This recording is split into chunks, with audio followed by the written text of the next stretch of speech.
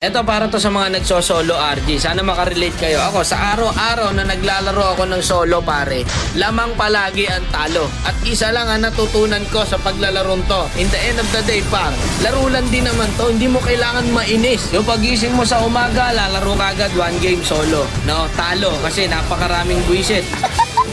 Lalaro ka sa tanghali, kakatapos mo lang kumain para may lakas ka. Pag na-lose-trick ka, ibibigay sa iyong kakampi, may mga sariling mundo.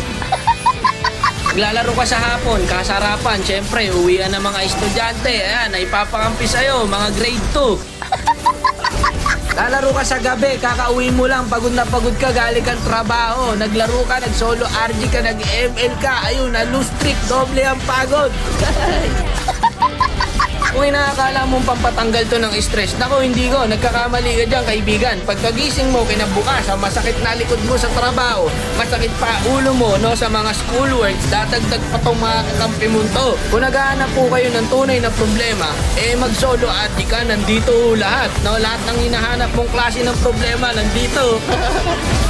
Hanip na mga kakampi, ano? Hindi na nabago ang matchmaking natin, no? Minsan pa nga, mythical honor ka na, mythic ka na, ipapakampi sa'yo, legend. Mga hindi nag-a-adjust, Let's fight to our heart's content!